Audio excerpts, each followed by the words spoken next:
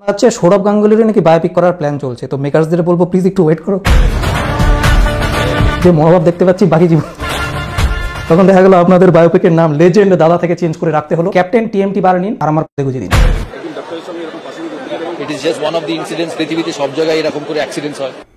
এটা অ্যাক্সিডেন্ট হবে, এভারেস্ট ডিঙানো যায় কিনা দেখো না, দাদাকে তুমি কি চেনো না।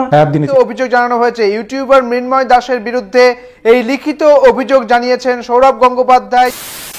নাম হচ্ছে এলাকার দাদা সৌরভ রঙ্গোলি। শালবাগানে একটা সাইকেল তৈরির কারখানা গড়ার প্রতিশ্রুতি দিয়েছিলাম, পরে আর তৈরি করা হয়নি। তৈরি হলে ওখানকার ছেলেপুলেগুলো কাজ পেত, এই কাজ পাইনি। এখন আমাকে পেয়ে বসেছে লাডি অসভ্যই তোর জানো আচশঙ্কর নমকারাম 2 টাকার সার্কাস্টিক কমেডিয়ান ছাপড়ি রোস্টারের দল। চলতে ফিরতে দে আর throwing 20। Wake up to reality. তো কি বাঙালি সব ভালো তো? হে গাইস, আমি তোমাদের সকলকে জানাই মার্কেটেডি ভালোবাসা। তো বন্ধুগণ, আজ আমার ভিডিওর মূল টপিক হচ্ছে সিনেবাব ভার্সেস সৌরভ গাঙ্গুলি। দেখো ভাই, সিনেবাব ভাই কিছুদিন আগে সৌরভ গাঙ্গুলিকে নিয়ে একটা কটূক্তি করে কথা বলেছিল। ওই জন্য সৌরভ গাঙ্গুলি বলছে, হ্যাঁ আমার মতন এত বড় একটা পণ্ডিত ব্যক্তিকে তোর মতন একটা ছোট ইউটিউবার কটাক্ষ করে কথা বলেছে, নে সালা তোর বিরুদ্ধে একটা কেস করে দিয়েছে। তারপর কোথায় লালবাজারে সাইবার ক্রাইমে একটা কেস করে দিয়েছে। দিয়ে সৌরভ গাঙ্গুলি বলছে আমি কেস করে দিচ্ছি, কেস করে দিচ্ছি। এই নিয়ে সৌরভ গাঙ্গুলি একটা নিউজ চ্যানেলে কিছু একটা নিউজ কথা বলে, তারপর সিনেমা আবার একটা ভিডিও বানায়। এই নিয়ে চলছে সোশ্যাল মিডিয়াতে এখন কটাক্ষ। বাট তার আগে তোমাদের একটা ছোট করে কথা বলে দিই, আমাদের দা বঙ্গাই নাকি আবার দেবকে নিয়ে ভাই কিছু কটূক্তি কথা বলেছে। এই নিয়ে শোনা যাচ্ছে নাকি দেব আবার বঙ্গাইয়ের নামে হালকা করে কেস করবে। এই নিয়ে আজকে ফুল ডিটেলস ভিডিও থাকবে। তার আগে আমাদের ইউটিউব চ্যানেলটা এখন যারা সাবস্ক্রাইব করুন, কি করছে জলদি সাবস্ক্রাইব করে দিও। চলো তাহলে ভিডিওর দিকে এগোনো যাক।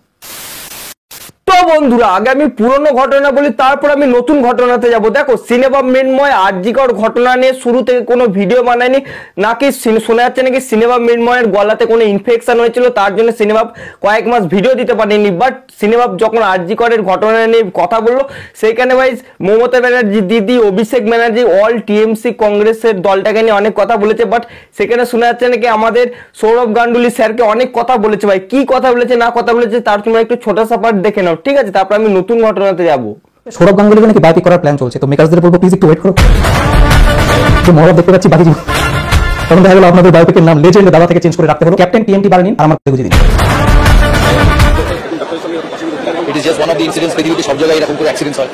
এটা অ্যাক্সিডেন্ট হবে, এভারেস্ট ডিঙানো যায় কিনা দেখো না, দাদাকে তুমি কি চেনো না।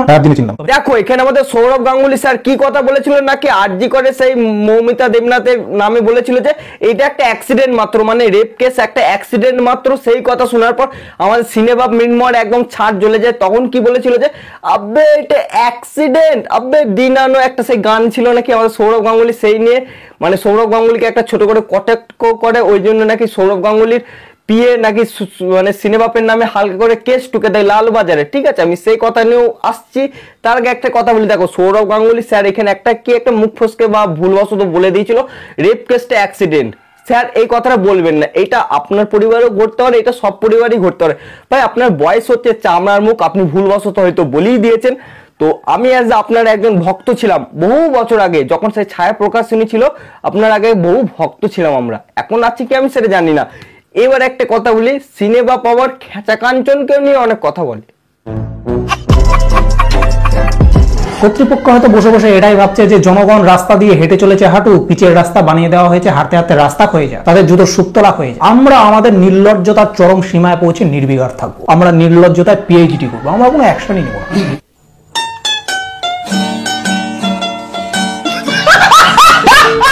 তোমাদের শুরুতে একটা কথা বলছে, খেঁচা কাঞ্চনের ভাই পুরো মাথাটাই খেচে গেছে। কেন? দেখো, খেঁচা কাঞ্চনের ভাই তিনটে বিয়ে। আহারে কি কোন কথা সত্যি। প্রথম বিয়ে করেছে, দ্বিতীয় বিয়ে করেছে, তৃতীয় বিয়ে করেছে। গায়ে মানে অত রস পাবে কোথায় যে মানে অত বিয়ে করেছে?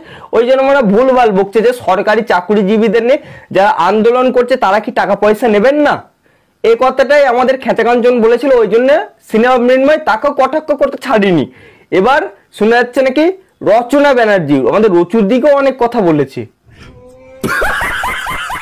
ঘাড়ে ঝুলতে ফেরে, কেউ শাটল ট্যাক্সি করে ফেরে, কেউ অটো করে ফেরে। Lakme Iconic Kajal. চোখের কাজলটি অত্যন্ত দামি মনে হচ্ছে বন্ধুগণ, কারণ দু চোখ দিয়ে গঙ্গা যমুনা বয়ে গেলেও কাজলের কটা মুছছে না। আগে একটা প্রবাদ ছিল, এমন ছেলের সাথে প্রেম করো যে তোমার ঠোঁটে লিপস্টিক মুছবে কিন্তু চোখের কাজল নয়। তবে রচনাদীপ চোখের কাজলের ন্যায় দামি যদি লিপস্টিক হয়, প্রেমিক কেন? বাসন মাজার ভিমবার সাবানের সাথে স্কচ ব্রাইট দিয়ে ঘষলেও ঠোঁটের লিপস্টিক নড়বে না। বলি দিদি, কাজলের দামটা কত? ওই মেয়েটার জীবনের সমান 10 লক্ষ টাকা নাকি আরো বেশি?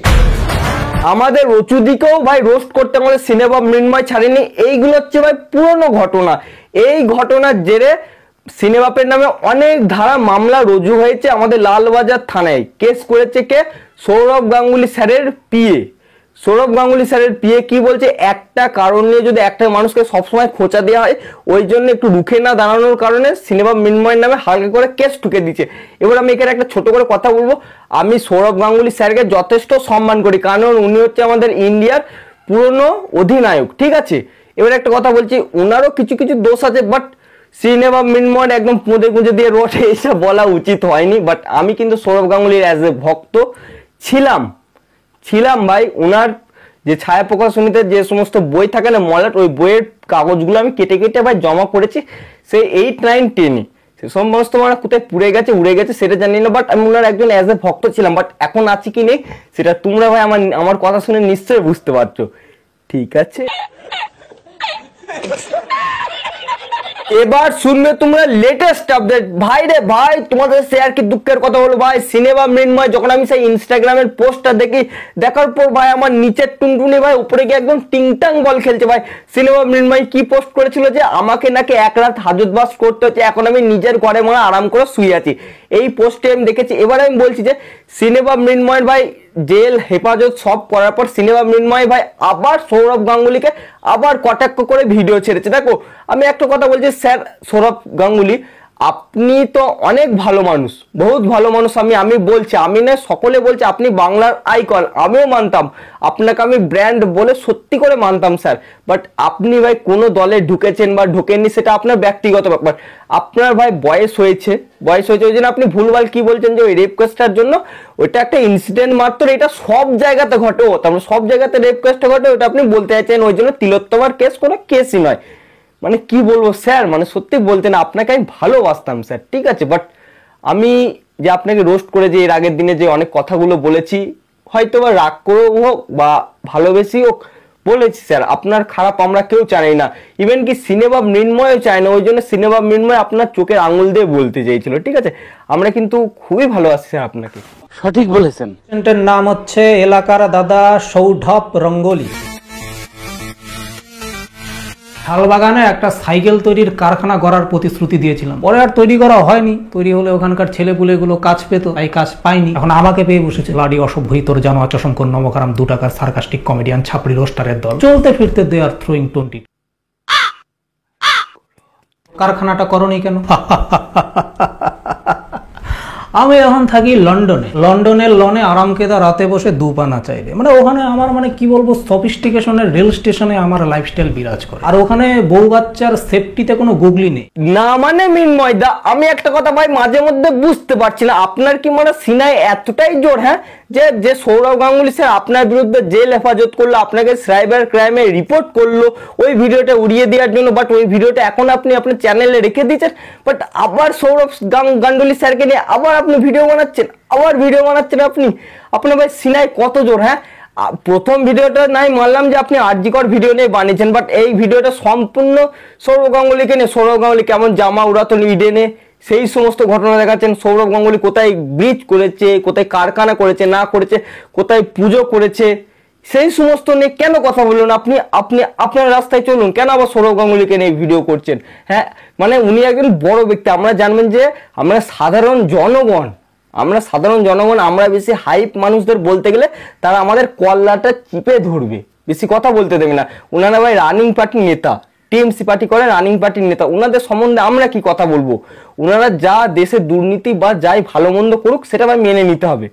আমি জানি টিএমসি পার্টি খুব ভালো পার্টি, ওনারা রাজ্যের জন্য অনেক ভালো ভালো কাজ করেছে, টিএমসি কোনো খারাপ কাজ করেনি। বাট ওনাদের সম্বন্ধে ভালো কাজটা না বলে খারাপ কাজটা বললে ওনারা তো আমাদের গলাটা চিপে ধরবে, কারণ টিএমসি তো একটা ভালো পার্টি, খুব সম্মানীয় পার্টি, সেটা দর্শকও জানে, সেটা আমিও জানি, সেটা আপনিও জানেন, ঠিক আছে। দেবদা যেমন বছরের পর বছর ঘাটাল মাস্টার প্ল্যানের পারমিশন পায় না, এরাও বছরের পর বছর বাড়ি থেকে বেরোনোর পারমিশন পায় না। হ্যাঁ ঢঙ্গাই, ওই জন্য মানে সিনেমা মৃন্ময় মানে একদম সত্যি কথা বলে, তুমি মানে ঢং করতে খুব পারদর্শী। যখন বঙ্গাই সিনেমাপের যখন কন্ট্রোভার্সিটা হতো, তুমি কি বলতেন? বদ্দা বদ্দা, মানে ওই সিনেমাপকে তুমি কটাক্ষ করতে যে সিনেমাপ ভুল ছিল, তুমি ঠিক ছিলে। আরে সালা ল্যাবরা, তুমি তো ভুল, তুমি ভাই দেবের পেছনে কেন লাগতে গেছো? এবার দেব যদি তোমার বিরুদ্ধে জন্য কোনো কেস কামড়া করে, বলে না দেব ভুল, দেব চটি চাটা, দেব দেব তাই, ও দেব ভুলে গেল, তুমি দেবকে রোস্ট করতে ছাড়বে না, দেব তোমার বিরুদ্ধে কোনো অ্যাকশন নেবে না। একটা মানুষের পাছায় যদি বারবার লাগে তার কি হবে? তোমার চ্যানেলে গেলে তোমার তো অর্ধেক ভিডিও দেবকে রোস্ট করা, দেবকে তুমি কটাক্ষ করতে ছাড়ো না। এবার দেব যদি মুখ বুঝে আর না পারে, দেব তো বলেই দিয়েছে রোস্ট রোল মিম যা হবে হোক, আমার মানে সেটা কোনো গায়ে লাগে না। তুমি কি বললে দেবের ঘাটাল মাস্টার প্ল্যান, দেব পাস করেছে ক মাস হলো? 3 মাস, 3 মাস হলো দেব পাস করেছে, এর মধ্যে কি ভাই ঘাটাল মাস্টার প্ল্যান হয়ে যাবে?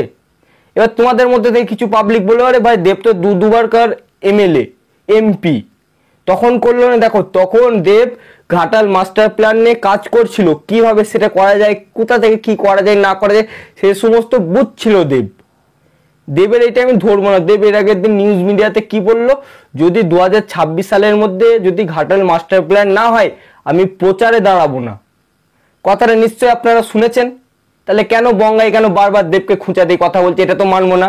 দেব যতই রাজনীতিবিদ হোক, উনি তো একজন সুপারস্টার, সে ছোটবেলাকার আমরা চিনি দেবকে, দেবকে নিয়ে সমস্ত কথা ভাই আমরা আলাদা শুনবো না ভাই মানুষের মুখ থেকে।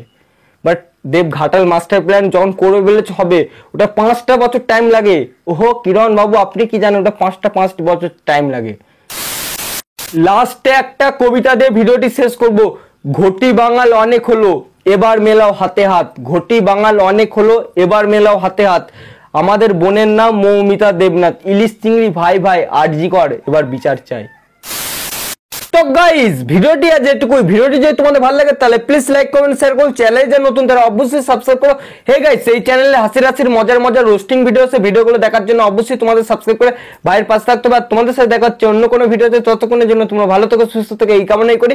আর দুর্নীতিগ্রস্ত মন্ত্রীদের কালো হাত ভেঙে দাও, গুঁড়িয়ে দাও। ভেঙেছে লাঠি ঠ্যাং, ভেঙেছে কালো ঠ্যাং, ভাঙবে মাথার ব্রেন লেওরা রে।